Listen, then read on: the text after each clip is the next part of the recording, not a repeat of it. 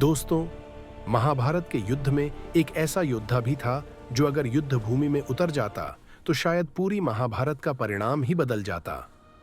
लेकिन वही योद्धा जिसकी शक्ति से देवता भी भय खाते थे, आज कलयुग में खाटू श्याम के नाम से करोड़ों लोगों के आराध्य बने हुए हैं। आखिर ऐसा क्या हुआ कि महाभारत का महान योद्धा बर्बरीक आज भक्तों के दिलों में श्याम बाबा बनकर बस गया? आज की कथा बल, भक्ति, दान और त्याग की ऐसी कहानी है जो सुनकर हर कोई भावुक हो जाता है। और आगे बढ़ने से पहले अगर आप भी श्याम बाबा के भक्त हैं तो वीडियो को एक लाइक जरूर करें और कमेंट में लिखें जय श्री श्याम, क्योंकि आज हम जानेंगे बर्बरीक से खाटू श्याम बनने की पूरी कथा। अब कहानी शुरू करते हैं। बर्बरीक कोई साधारण योद्धा नहीं था।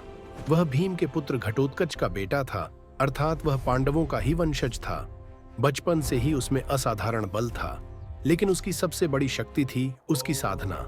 कहते हैं बर्बरीक ने भगवान शिव की कठोर तपस्या की और उनसे 3 अमोघ बाण प्राप्त किए। इन 3 बाणों की शक्ति ऐसी थी कि एक बाण लक्ष्य चिन्हित करता, दूसरा सारे लक्ष्य नष्ट कर देता और तीसरा बाण वापस तरकश में लौट आता। अर्थात एक बार युद्ध भूमि में उतरने के बाद बर्बरीक को कोई हरा नहीं सकता था। लेकिन उसकी मां ने उसे एक वचन दिलवाया था, तुम हमेशा युद्ध में हारने वाले पक्ष का साथ दोगे। अब सोचिए, महाभारत का युद्ध होने वाला था। दोनों पक्ष तैयार थे। बर्बरीक ने भी युद्ध देखने और भाग लेने का निर्णय लिया। वह अपने नीले घोड़े पर सवार होकर कुरुक्षेत्र की ओर चल पड़ा। उसी समय मार्ग में एक ब्राह्मण उससे मिला। वह कोई साधारण ब्राह्मण नहीं था, वह स्वयं श्री कृष्ण थे जो उसकी परीक्षा लेने आए थे। कृष्ण ने पूछा, तुम कौन हो और कहां जा रहे हो? बर्बरीक ने कहा, मैं युद्ध में भाग लेने जा रहा हूं। कृष्ण ने पूछा, तुम किस पक्ष से लड़ोगे? बर्बरीक ने गर्व से कहा, मैं हारने वाले पक्ष का साथ दूंगा। कृष्ण मुस्कुराए। उन्होंने तुरंत समझ लिया कि यदि बर्बरीक युद्ध में उतर गया तो युद्ध का संतुलन टूट जाएगा, क्योंकि जिस पक्ष को वह ज्वाइन करेगा वह जीतने लगेगा और तब वह दूसरे पक्ष में चला जाएगा। इस तरह अंत में सिर्फ बर्बरीक ही बच जाएगा। कृष्ण ने उसकी शक्ति की परीक्षा लेने के लिए कहा, इन पेड़ों के सारे पत्तों को एक ही बाण से भेद कर दिखाओ। बर्बरीक ने बाण छोड़ा। बाण ने सभी पत्तों को भेद दिया। कृष्ण ने एक पत्ता अपने पैर के नीचे छिपा रखा था। बाण उनके पैर के आसपास घूमने लगा। बर्बरीक ने तुरंत कहा, आपका पैर हटाइए, नीचे पत्ता है। कृष्ण समझ गए यह योद्धा अजेय है। अब धर्म की रक्षा के लिए एक कठिन निर्णय लेना था। कृष्ण ने कहा, मुझे दान चाहिए। बर्बरीक ने कहा, मांगिए। कृष्ण बोले, मुझे तुम्हारा शीश चाहिए। क्षण भर के लिए समय थम गया, लेकिन बर्बरीक दानवीर था।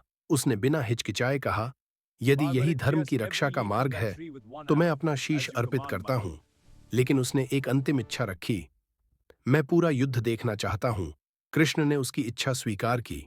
बर्बरीक ने अपना शीश दान कर दिया। उसका सिर एक ऊंचे स्थान पर रख दिया गया जहां से उसने पूरा युद्ध देखा।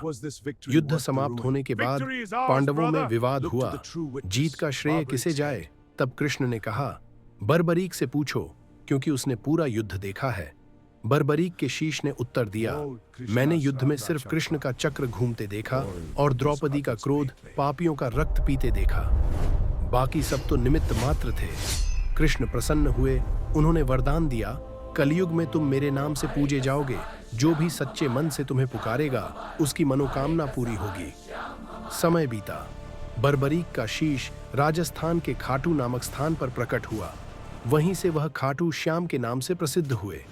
आज लाखों लोग श्याम बाबा के दरबार में जाते हैं और कहते हैं, हारे का सहारा बाबा श्याम हमारा। क्योंकि जिसने अपना शीश दान कर दिया वह भक्तों का दुख कैसे नहीं समझेगा। दोस्तों, इस कथा की सबसे बड़ी सीख है, सबसे बड़ा बल त्याग में है।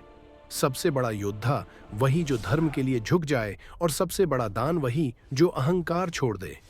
शायद इसलिए कलयुग में श्याम बाबा सबसे जल्दी सुनने वाले देव माने जाते हैं।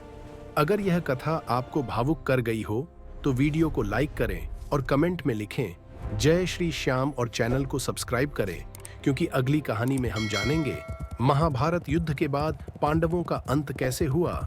जय श्री श्याम, जय श्री कृष्ण।